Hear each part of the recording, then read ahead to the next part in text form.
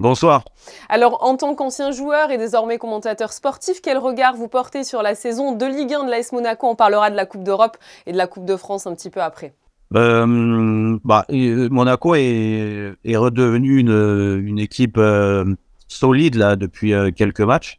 Ils ont recollé un peu au peloton de tête à la course à la Ligue des Champions, et ça c'est quand même l'objectif du club aussi, hein, de se qualifier de nouveau en Ligue des Champions. Je trouve qu'il y a eu un coup de vraiment de moins bien en fin d'année où ils ont pris avant la Coupe du Monde quelques claques, dont celle de Marseille, on se rappelle, au Stade Louis II à la dernière seconde.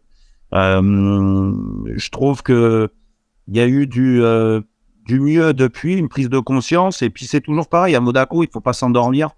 Il faut toujours aller chercher plus loin, plus haut, et je trouve que là, entre l'entraîneur, les joueurs, il a trouvé la bonne solution pour que le club continue à grandir et à monter au classement. Donc, pour l'instant, c'est une équipe qui est très, très solide. Elle fait partie, sans aucun doute, des deux meilleures équipes du championnat actuellement.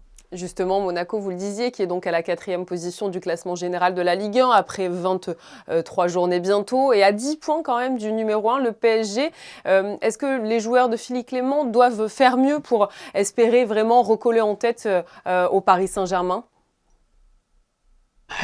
Moi, je pars du principe que ce match-là est un vrai tournant, mais que ça soit pour Monaco ou pour le Paris Saint-Germain, parce que on connaît aussi l'importance des Parisiens de faire un résultat positif au Stade Louis II, surtout quand ils viennent de prendre une claque comme ils ont pris en Coupe de France à Marseille.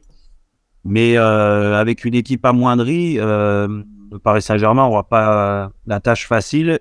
Et à contrario, les Monégasques, vu les absences qu'il peut y avoir du côté parisien, Lionel Messi limite sur ce match. notamment. Lionel Messi. Ouais, ouais, Léo Messi, Kylian Mbappé, il y en a d'autres qui peuvent se rajouter aussi.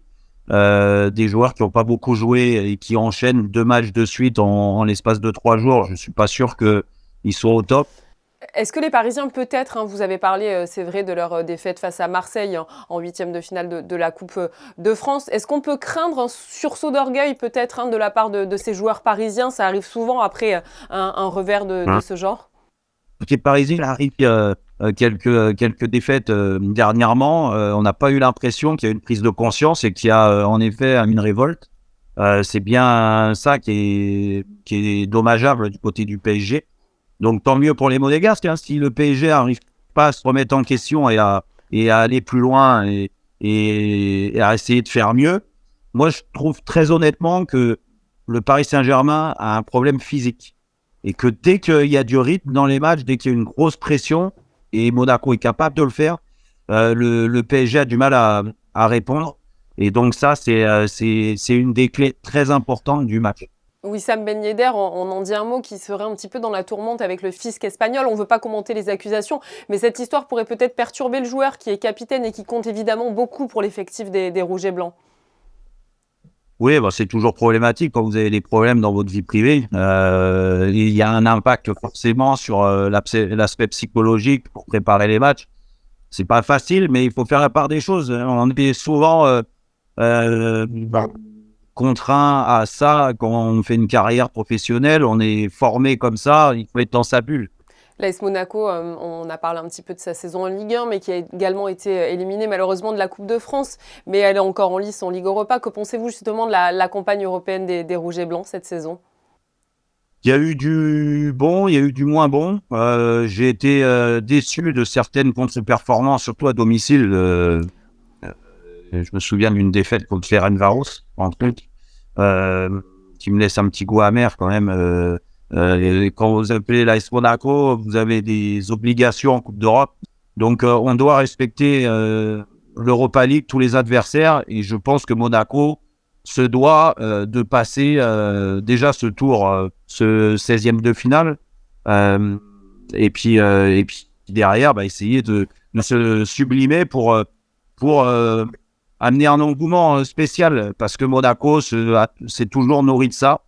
Jérôme, un dernier mot sur le mercato qui s'est terminé il y a une dizaine de jours. Malgré les départs de Benoît Badiachil et de William Goebbels, l'AS Monaco n'a pas recruté le moindre joueur durant ce mercato d'hiver. Une première, je crois, depuis 2005 pour le club de la Principauté. Justement, qu'est-ce que vous en pensez de ça? Bah, je pense que plutôt que faire des bêtises dans le recrutement, autant ne pas recruter. Et Monaco, on peut pas dire qu'il y a eu que des réussites sur le recrutement ces dernières années. Autant réfléchir à deux fois avant de recruter un joueur. Moi, je pars du principe que Monaco, par rapport à ses ambitions du début de saison et par rapport à ce qu'il montre collectivement depuis le début de l'année, je trouve que le groupe est assez élargi pour rivaliser avec les bonnes équipes européennes et les bonnes équipes françaises. Merci beaucoup à vous, Jérôme Roten, d'avoir été avec nous sur Monaco Info. Merci et à bientôt.